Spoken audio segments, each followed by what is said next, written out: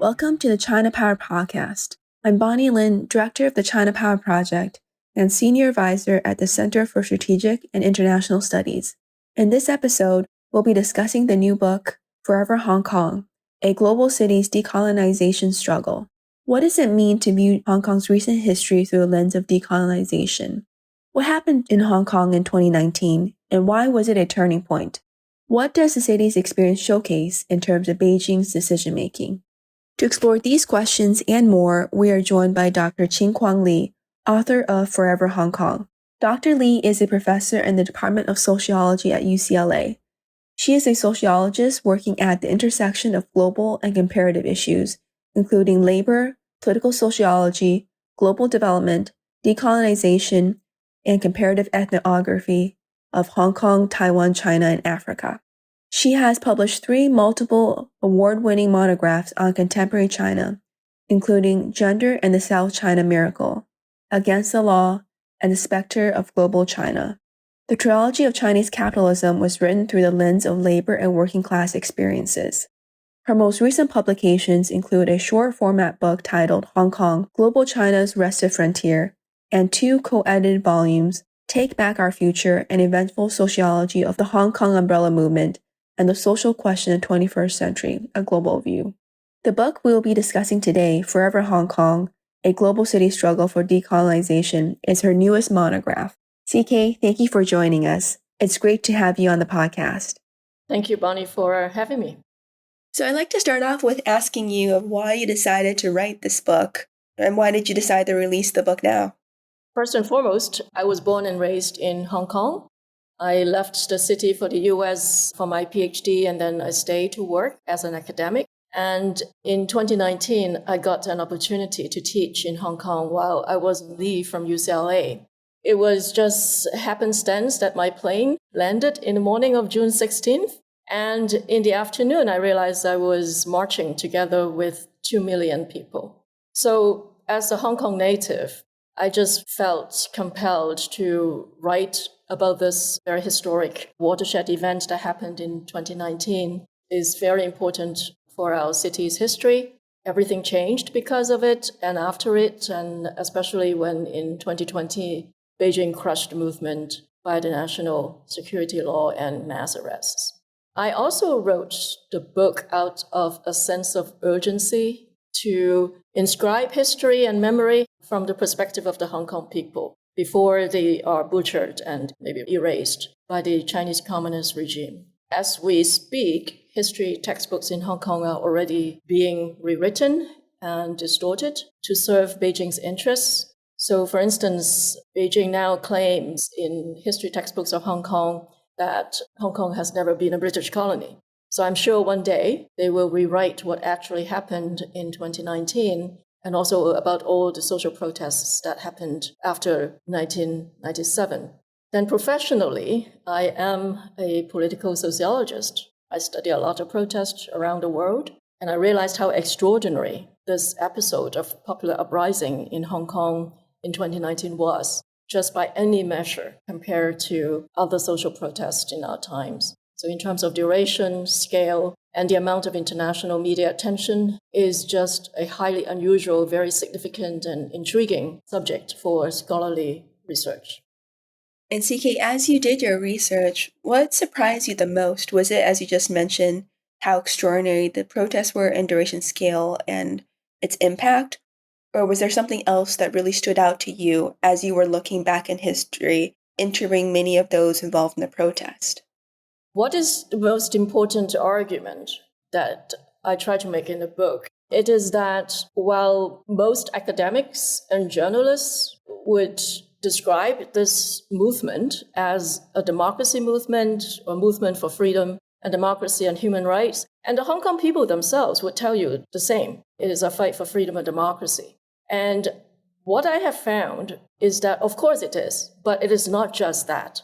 And I think once you put the 2019 protest in their proper context, that means not as a singular event, but as the peak of a 2-decade struggle, you would realize that the totality of the movement, the full range of popular demands, the debates, the issues, that 20 years of social protest have provoked, you begin to realize, as I argue in the book, that it is much more than the political system that was at stake. The struggle was actually about Hong Kong itself, not its political system, but Hong Kong itself as a political project. That means people are trying to redefine its destiny, trying to rethink its economy, its identity, people's mentality, culture, what kind of ideal society people want. And I make the very important point emphatically that people didn't just want universal suffrage. They wanted that. But I think it was self-determination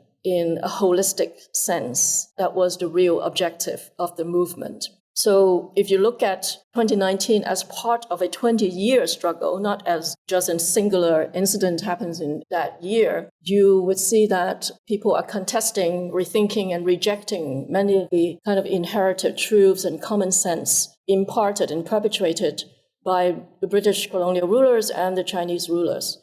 So I just want to give you some very simple examples. So these two colonial masters have always told people that prosperity and stability are all that mattered to Hong Kong. And Hong Kong already had prosperity and stability. These are the conditions of a good society, and we already have them. Hong Kong also, we were told, already had the rule of law. And with rule of law, there was no need for democracy. And our economy was the best, a textbook case of a capitalist utopia. It was laissez-faire, open and fair. And finally, China was our destiny because we were all Chinese. So these are the kind of colonial common sense that have been orchestrated by China and Britain together. And the 20 years of social movements and protests, why did I call it a decolonization movement? It was because people really begin to rethink and question these beliefs. And these beliefs were the foundations of consent to colonial rule. So this rejection and rethinking of colonial truths means that this movement, we should call it a decolonial movement, is to get rid of or rethink or reject colonial heritage and redefine history and take history into people's own hands. So I think my major one standout argument that distinguishes my book from many other books that were also write about the 2019 movement is that I define it and analyze it as a 2-decade-long struggle for decolonization by the people, and not just as a movement for human rights and democracy, which you find many other movements of similar nature around the world. But only in Hong Kong did you find a decolonization movement happening in 21st century. It used to be a very common phenomenon back in the 1960s, but in the 21st century, the world has no more colonies except Hong Kong. So I think this would be the major takeaway of this book. There's a lot to unpack there. Maybe we can first start with understanding Hong Kong from the perspective of decolonization, and then we can move on to looking at how exactly we should understand the protests, both in terms of what happened as well as Beijing's response. So just following up on your main finding that what happened in 2019 was a result of 2 decades of decolonization, you point out in the book, Hong Kong experienced double colonization under both Britain and China. But what I found really striking was you asked the question, we didn't see a lot of this happen under British colonialism, but now it did happen once Hong Kong was returned to China. What was different or similar between British and Chinese colonialism? And why did Hong Kongers largely accept British colonial rule, but then resist Chinese sovereignty? Let me address the first question, which is what is different or similar between British and Chinese colonialism? I think there are a lot of similarities between these two periods of colonial rule. The first similarity is that both China and Britain had and have shared interest in keeping Hong Kong a colony. That is not to allow Hong Kong citizens to take control of their own destiny, their political, economic, and education system, to define their own identity. And I'm talking about the entire period from British colonial rule up to the present. So this is a long kind of historical lens. So that's the first. The second is we can look at the structure of colonial rule. If you look at the political system, the distribution of power between Hong Kong under the British and Hong Kong under Chinese rule, you'll find striking commonalities. So we find the ruling class. Who are they? Well, they have always been in the past and currently consisting of political elite, the bureaucrats, colonial bureaucrats or politicians groomed and supportive of China today, and the business elite. We also have always had an executive-led autocracy. The top guy, who was previously appointed by London, they have now been appointed by Beijing, but similarly appointed, not elected. As I said, there has never been universal suffrage. So in terms of the structure of rule, the elite structure, the structure of power, we find very similar distribution. And then if you look at a very important element that people always miss when they look at British and Chinese colonialism and say that you can't talk about Chinese rule as colonial, is the issue of race. And I make the point in the book that actually British colonialism and Chinese rule are both based on race. And so we can actually talk about Chinese rule as colonial. Well, in what way? Race under British rule is very clear. Is a politics of difference, is a rule of difference. There is a hierarchy based on racial difference. There was clear racial hierarchy in the government employment, in the civil service.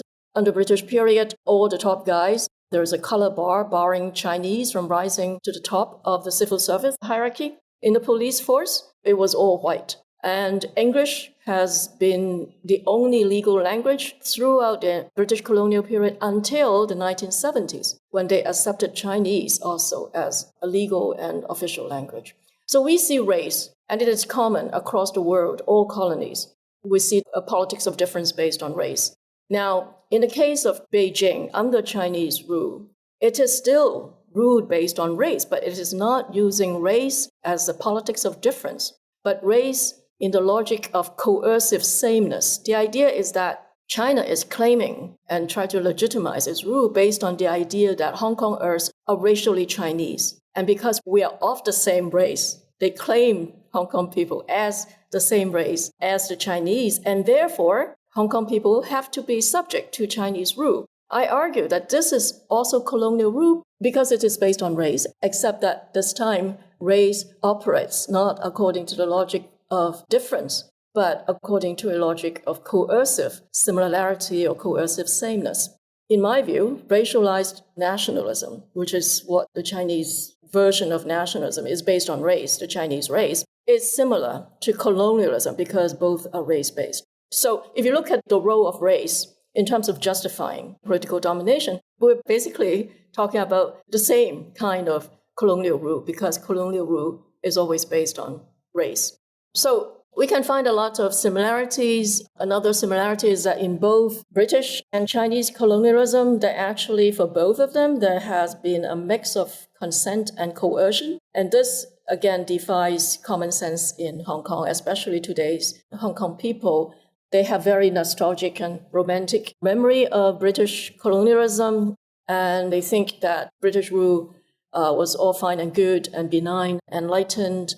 But if you look at the history, going back to the beginning of British rule, there were long periods of coercion and repression by British colonizers. There were lots of political, social unrest in the past, up to the 1960s, that were repressed with police brutality. My book, the first chapter, recounted many deaths, imprisonment, deportation without due process, and that's the kind of British colonial rule that is based on coercion. It was only after many riots in the 1960s that British colonial rule pursued social and governance reform, and also the economy began to take off. And then the last 25 years of colonial rule, that's what people today remember. They forgot the previous 130 years of repressive rule. So I think under British rule, there was the use of both coercion and repression and the creation of consent in the later period. And I think when you look at Chinese rule since 1997, you find a similar mix of consent and coercion. Remember the beginning, after 1997, the first decade, it wasn't that bad. Repression was not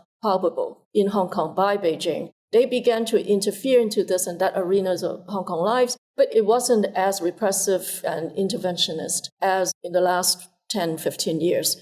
So I think another similarity is that under both British and Chinese rule, there has been a combination of coercion or repression, as well as the creation of consent. And so I hope people, when they think about Hong Kong as a colony under both British and Chinese colonialism, that's why I called it double colonization, we take this longer historical perspective to assess the two colonial masters, what they have done, and try not to romanticize one and demonize the other. actually Hong Kongers has been subjected to both, and they have very, very similar kind of structure and practice of governance, and those have impacted us today and also the movement.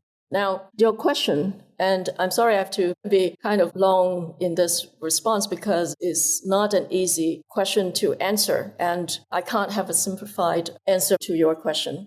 So, why did Hong Kongers largely accept British colonial rule but resist Chinese sovereignty? This is the question that Chinese officials ask themselves all the time after 1997. They always assumed when they signed the joint declaration with the British, agreeing to establish one country, two systems, and allowing 50 years of Hong Kong people ruling Hong Kong, they assumed that Hong Kong people would stay apolitical colonial subjects like they had been, who care only about making money, the goose that laid the golden egg. That's how Chinese described Hong Kong people. And they never imagined that Hong Kong people would become so assertive in resisting Chinese rule. So this is a very important question, not just for academics to understand, to unravel, but also has tremendous policy and political implication because Chinese officials always ask the same question, and they are still asking the question and trying to find a solution to that. To answer this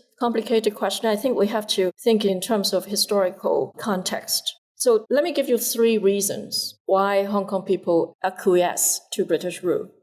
First reason applies to the older generation of Hong Kongers in the post-World War II period up to the 1970s.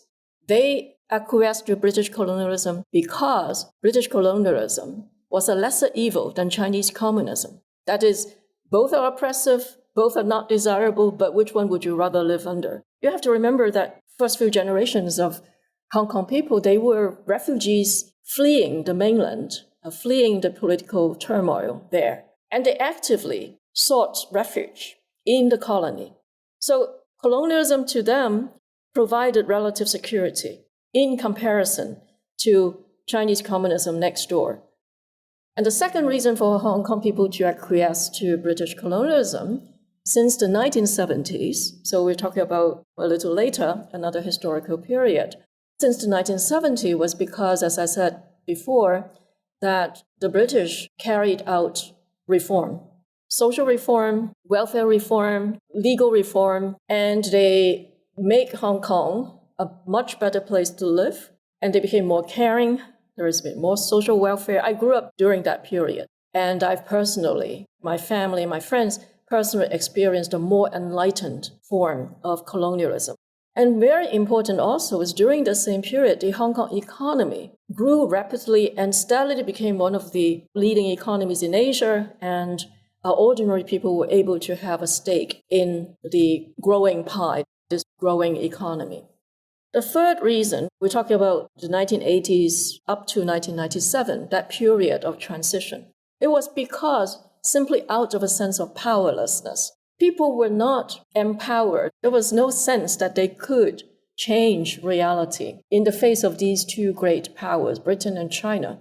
These are military powers, and Hong Kong is just a city, 7 million, well, at that time, 5 million. And when these two big powers decided to exclude Hong Kong people from the negotiating tables to determine the future of Hong Kong, there was a very pervasive sense of powerlessness. And so when you felt powerless, you couldn't do anything because nothing seemed possible. People felt like there was no alternative. And so it was so overwhelming, this sense of political powerlessness, that people actually pour their energy. They sort of find sublimation and agency in the economy in making themselves rich, rather than pursuing politics and fighting for rights, which in those days were really the pastime of a very, very small minority of people. And so they were feeling powerless and just hoped for the best in the later years of British rule. So all 3 reasons combined, you could see for different reasons of acquiescence, there wasn't that much meaningful resistance to British rule.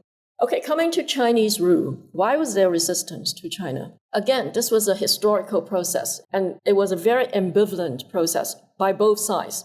Hong Kong people were not that set from the beginning to say, oh, because it's Chinese rule, because it's communist rule, we rejected it. As I said, people felt powerless. They were willing to subject themselves and give a chance. Now, why? Why didn't they resist from the very beginning? First of all, we all know that Hong Kong people has deep cultural family ties with people in the mainland. Not with the regime, but there are a lot of ties and business affiliation since the 1980s.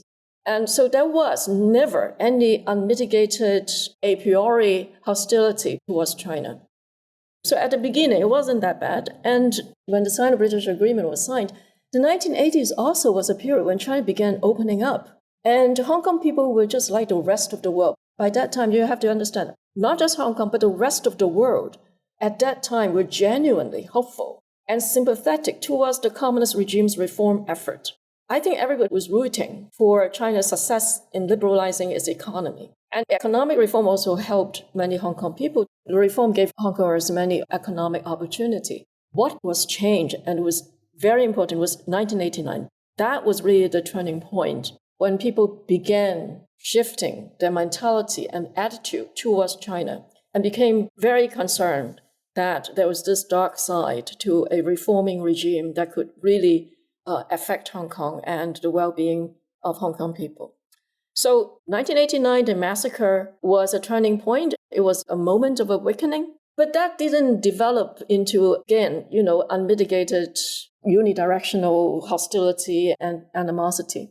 After 1997, the first few years, I would say 5, 6, 7 years, Beijing left us alone. And so there wasn't that much complaint. The complaint that Hong Kongers have was really mainly a target against the Hong Kong government. And I remember 2008 Beijing Olympics. Hong Kong people were cheering for Team China. And even the young students who would later become protest leaders, they told me in my interview for the book, they remember themselves really proud of being Chinese during the 2008 Beijing Olympics. So it was not a straightforward resistance movement. Right after 1997, there was this ambivalence on the side of the Hong Kong people. But then Hong Kong people's resistance to China intensified over time as Beijing violated its own promise of autonomy, stalled the electoral reform, denying people consistently universal suffrage. So there were grievances building up later on.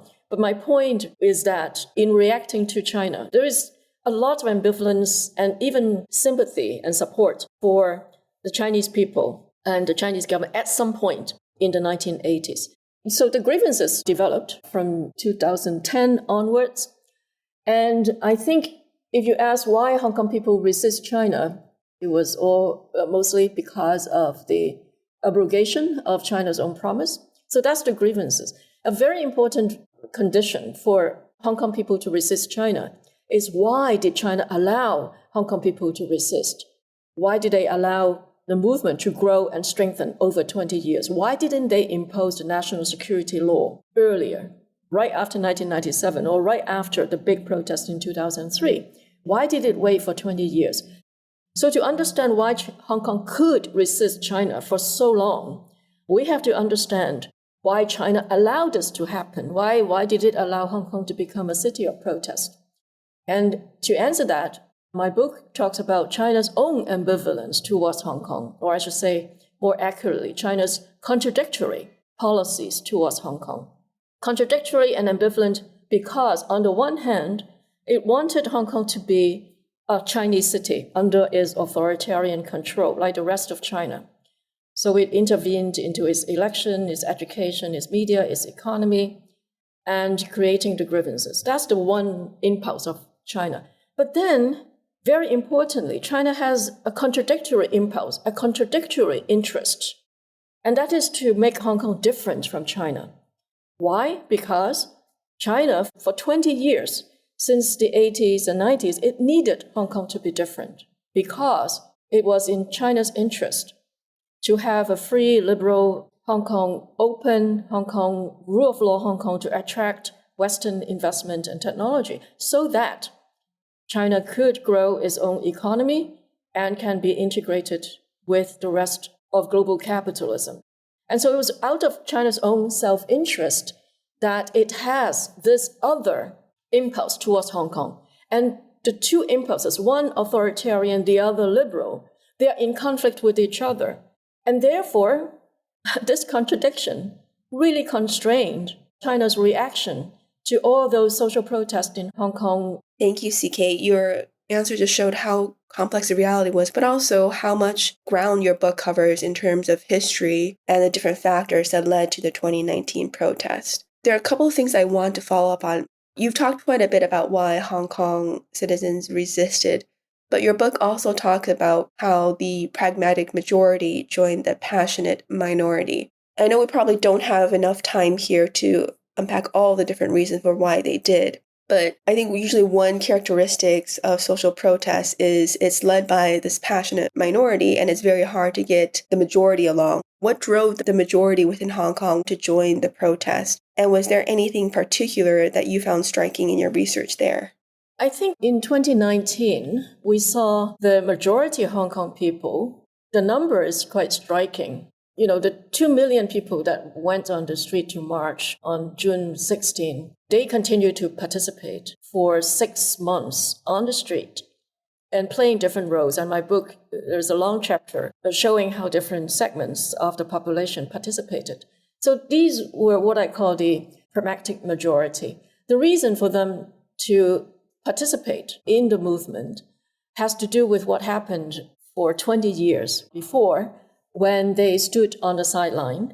Now, they didn't participate, but people living in the same city, they were aware of what was going on. They may not participate, but the debates and the issues were in the news every day. And then there were the younger generation who grew up after 1997, came of age after 1997, the education system, the very vibrant media, news, Apple Daily. That's why Apple Daily and, the boss was in such trouble, because it was really influential. And you have lots of young students, which were part of the pragmatic majority. They didn't participate in the earlier movements, but they were exposed to the ideas and the debates and the demands made by the passionate minority over a 20-year period. And I think that is a very important factor in shaping people's awareness, in articulating visions and grievances, and how the government basically failed to respond to those demands also showed that it is not enough to rely on Beijing-appointed government official to plan our city, to improve the economy, to sustain our future. And so I think the 20 years of mobilization by a minority of movement activists really have a very important educational and sort of mobilization function. And so by 2019, people were well aware, and I would say many of them were sympathetic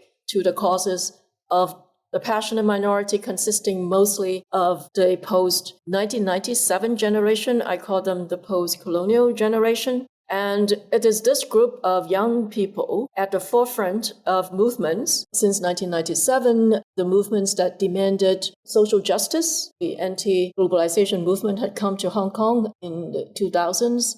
And if you remember, the anti-globalization movement was basically a social justice movement around the world. And they were talking about capitalism would not deliver all the good things that we want. We want social equality, environmental sustainability, and so on and so forth.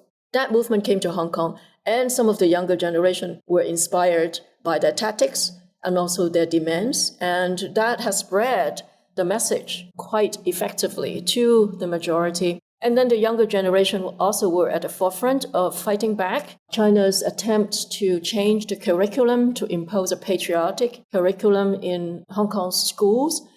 And that's when Joshua Wong became this iconic figure. And he inspired countless numbers of young people, as well as the adults who were watching him and listening to him. And then the umbrella movement, the occupation movement that paralyzed Hong Kong for 3 months. The main financial districts occupied the streets there for 3 months, demanding universal suffrage.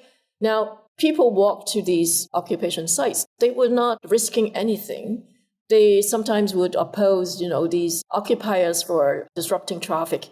But the message and the vision of universal suffrage has a tremendous impact on the population at large.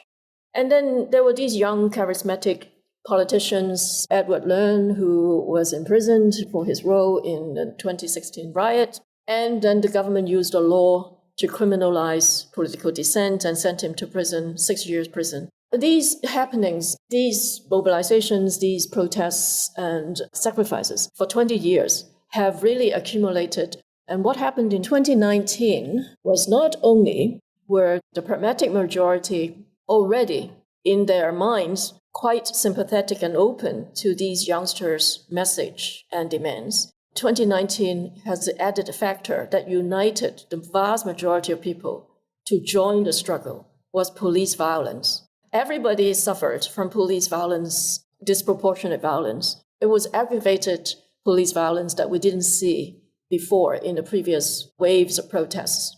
And that police violence sustained for 6 months really alienated the vast majority of the Hong Kong people because tear gas went into working class neighborhoods, those high rises, into homes of people who didn't go to protest. And people were really upset when out of nowhere they had to suffer, and their lungs were filled with tear gas. And so it really made the government and the police everybody's enemies. And that created a lot of solidarity on top of the 20 years of mobilizations that have created a lot of active protesters, the young generation. And the middle class have lots of reason to be unhappy about the domination of Chinese businesses that discriminate against Hong Kong professionals. These Chinese businesses prefer mainland Chinese in their upper echelon of power.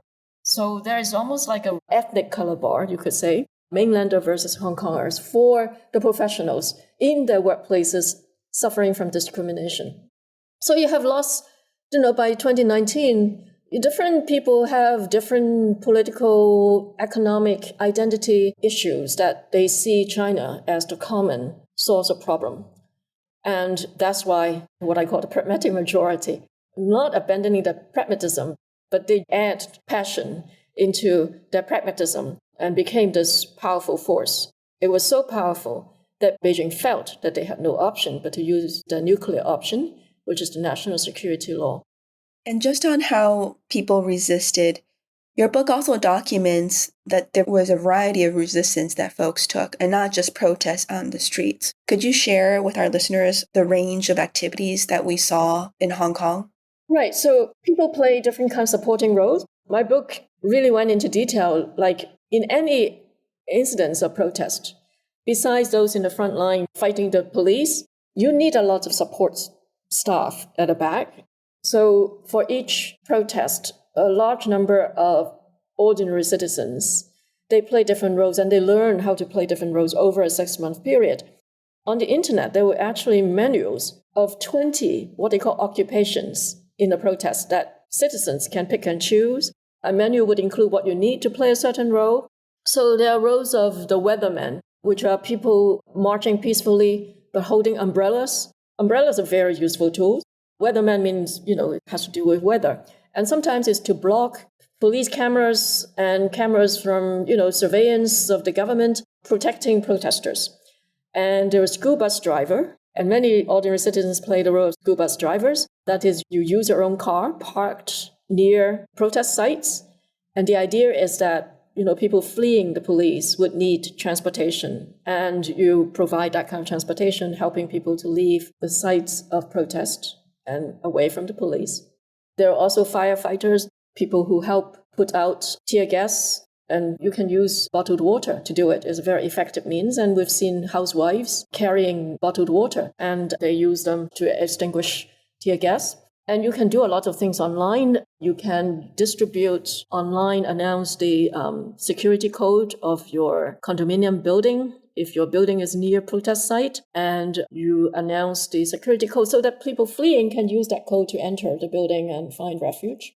You can play the role of parents, and that is to provide pocket money in the form of food coupons. There are a lot of people who donate food to those youngsters because many of the young people, they have very bad relationship with their parents, argue with their parents because the parents didn't want them to join the protest, and they denied them pocket money. So these guys need money to buy food.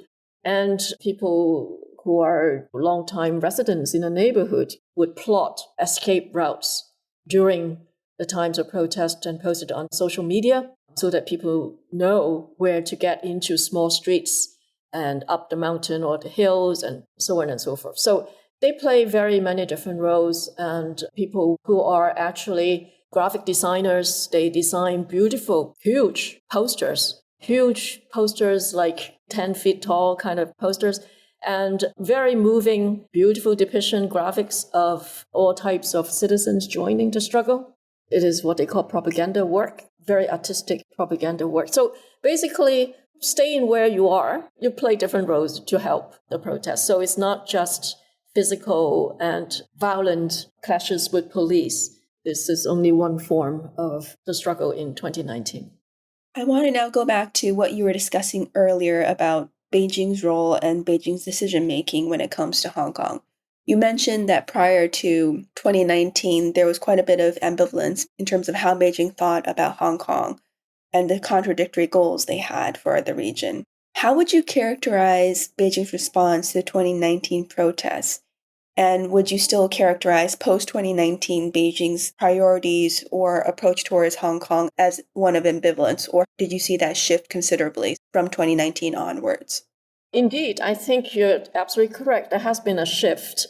Previously, China was constrained by its own ambition to become a global economic power, and it wanted economic development through Hong Kong as a bridge with the West. That they did very successfully.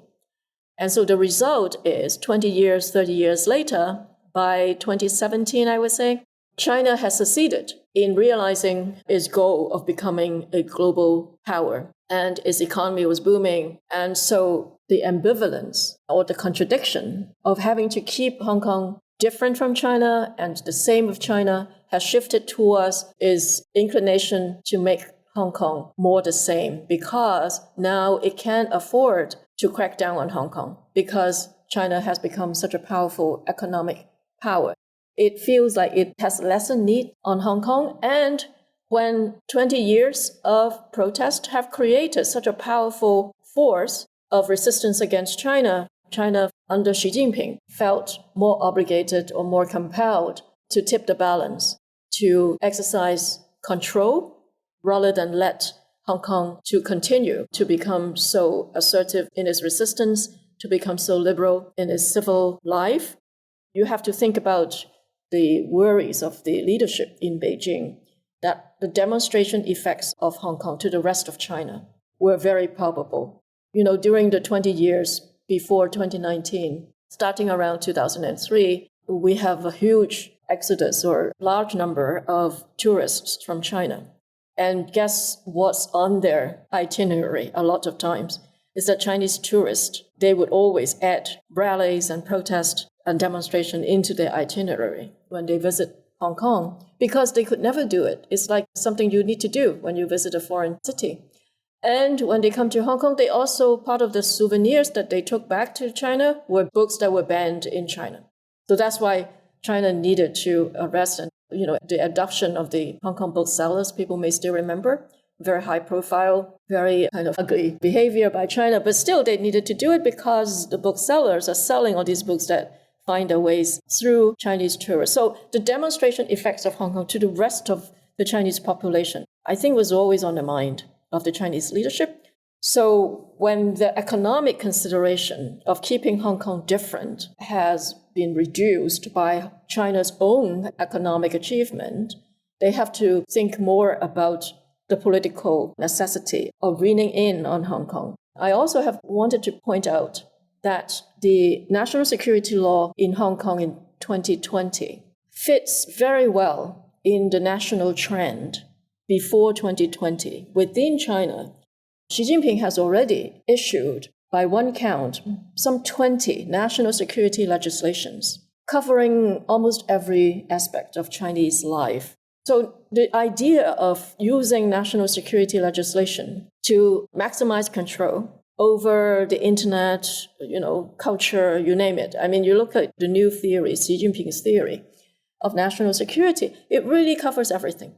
So the national security law in the minds of the Chinese leadership is just one of those legal means that they have already gotten used to imposing on the mainland. And so when this huge protest broke out, and apparently receiving a lot of popular support and foreign support. Remember, the global media were on Hong Kong night and day for 6 months. That was really disturbing, annoying for the Beijing leadership. And they are just using one of the means that they have been using domestically, which is using national security legislation. And so I think it fits right into China's domestic priorities at a time when it feels very confident about its global agenda and the lesser role of Hong Kong and the need for Hong Kong for that global agenda. And so it actually sort of makes sense if you think in the mode of the Beijing leadership to impose and sort of destroy Hong Kong with the national security law. Fascinating to hear you discuss how China's goals for Hong Kong changed and how China didn't need to keep Hong Kong different anymore, particularly as China has become more powerful internationally. As you look at Hong Kong's experience, what does this suggest for how Beijing is treating other regions that it claims, like Taiwan, as well as other autonomous regions, such as Tibet and Xinjiang? Do you think the Hong Kong experience is relevant for them? And do you think that what was experienced in Hong Kong might be possible in some of these other regions, such as Tibet and Xinjiang in particular? Well, I think a major lesson from Beijing's reaction or recent policy in Hong Kong and towards Hong Kong is that politics is taking command over economics. That is, for the Beijing regime, it is political power and control at this moment being a priority over using Hong Kong as an economic resource for its own economic development. It is a priority issue. I think this is the importance of politics, the paramount consideration of politics in deciding what policy to take towards these border autonomous regions is the main lesson we can learn from what happened to Hong Kong. But I also want to point out that it was actually the historical experience of Tibet and Xinjiang that have been repeated in Hong Kong. So it's not like something happened to Hong Kong, it becomes something that would happen to Tibet and Xinjiang. It's the other way around. As I thought about these border areas and what has happened to Hong Kong, you see that China is using the same playbook of colonization of these border areas and applied that playbook to Hong Kong. They have used it before in Tibet and Xinjiang before they applied it to Hong Kong. In what sense? Well, think about migration. A huge migration of the Han people to these border regions has been happening to Hong Kong in the past 20 years and has picked up speed, actually, as we speak. There are more schemes to bring in more mainland so-called professionals who turn out to be not very professional, but that's the category of visas for them. Huge migration stream, 150 people every day since the 1990s. And so the idea is to change the social composition of the local population. That's a very classic means of colonization by the Chinese, but also by other colonial power. The second thing you can see are the parallels between China's policy to Tibet and Xinjiang and to Hong Kong is to create economic dependency on the mainland. And I don't need to give you the details. You look at the number of listed companies, the entire Hong Kong Stock Exchange basically is dominated. I think 70% of the listed companies are Chinese companies now. And with tourism and all kinds of policies towards Hong Kong, and the idea was to make Hong Kong dependent on the mainland for economic activities. The use of language, they're encouraging the use of Chinese, even academic publications. Professors are encouraged to publish in Chinese and, not to publish in English anymore, to cut off their ties and allegiance to the international academic community. They wanted to control the curriculum at school, and that had happened before in other border regions.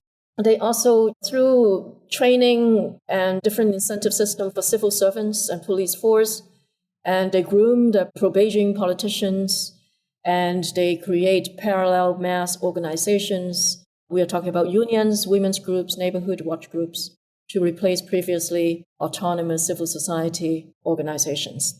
So all of these have happened before, and they happened before Hong Kong witnessed these developments. So I think it was the other way around, is the lessons in Tibet and Xinjiang that have been used to Hong Kong more recently. Now with Taiwan, I think Taiwan has more capacity to keep a distance from the mainland because it has de facto independence and autonomy in many, many different ways and has very different international position. Some countries actually recognized Taiwan as a country. So I think the effect of Taiwan we see very clearly in 2019. The re-election of Tsai Ing-wen and the DPP was a very clear indication that people in Taiwan, after seeing what happened in Hong Kong, they would not accept one country, two system, especially among the younger generation. And therefore, China is now doing another very important offensive, double down on infiltrating the Taiwan political system and the political parties and political leaders there. They are keeping on to influence Taiwan in so many different ways, but I think Taiwan is in a very different situation than these other borderlands that were officially under Chinese sovereignty. And I guess in all these places, these 3 or 4 territories, I think the struggle between Chinese nationalism from China, by China, and for self-determination will continue. The struggle will continue to be a long and uneven process with ups and downs. And sometimes China will have an upper hand and repression will succeed. But then other times we'll see waves of resistance, especially if we pay attention to the diasporic movement from Tibet, Xinjiang, and Hong Kong. They are expanding their growing influence. They're trying to empower themselves despite the depressing situation inside China. So I think we shouldn't lose sight of this continuing struggle between Chinese nationalism and these movements for self-determination outside of China, but in relation to territories within China. Thank you, CK. I'd like to wrap up with one last question for you. What role, if any, did the United States play in Hong Kong's 2019 protest, as well as Hong Kong's overall trajectory? I know as a leading academic, you're less focused on providing recommendations for the U.S. government, but it would be useful to get your thoughts on the role the United States has played in the past. The U.S., indeed, I think has played a tremendous role, not just in 2019, but as you said, historically previously. In 1992, the U.S. Congress passed the U.S. Hong Kong Policy Act, and that was very consequential in terms of tying China's hand not to crack down on the 20 years of social protests that eventually led to 2019, because that act stipulated that for foreign technology and investment to go to Hong Kong has to stay different. Hong Kong has to show that it has a different system than the mainland, and that's why it is okay for U.S. capital technology, sometimes very sensitive technology and investment, to go into Hong Kong because it's separate from China. And China needed these resources and know-how and capital, and a lot of these would come to Hong Kong and then eventually move to China. So the U.S. Hong Kong Policy Act was the kind of international, I would say, law that created the space of 20 years of civil liberty for the movement to grow. And China had to abide by it because it needed all these resources from the U.S. through Hong Kong. The U.S. played that role in creating that political space for the movement to grow. Come 2019, the U.S. also played an outsized role in encouraging, emboldening Hong Kong people. The Hong Kong Human Rights and Democracy Act that the Congress passed in 2019 became the rallying cry, the goal for many protests. Hong Kong protesters had demanded and pleaded President Trump at that time and also Congress to support them as one of the frontier of fighting Chinese authoritarianism. And so because at that time Trump was already very anti-China, Trump did some sympathy towards Hong Kong. I would argue play a role in giving hope to Hong Kong protesters that their cause and the fight against China had international support of the US, but also the US-led West. And so it was a very important morality boost to the movement protesters. And when the act passed, they felt like they have this weapon backed by the number one competitor, a rival of the Chinese government. And so I think it was a very important sign of US support for the movement that allowed it to grow and go global and continue to appeal to a global audience. And the act is still active today. It's been renewed. It was initially for 5 years, but it has been recently renewed. Whether it has teeth or not is up for debate, but it did impose sanctions against Chinese officials. It sort of symbolized very important international support for the movement until today and for the diaspora. CK, thank you for this very rich and comprehensive discussion of what we've seen in Hong Kong, as well as unpacking the different dynamics that led to the protests in 2019. I highly recommend listeners to pick up her book. Obviously, her book had a lot more details than we could cover in this podcast. So thank you again, CK, for joining me today. Great. I hope it's useful for you.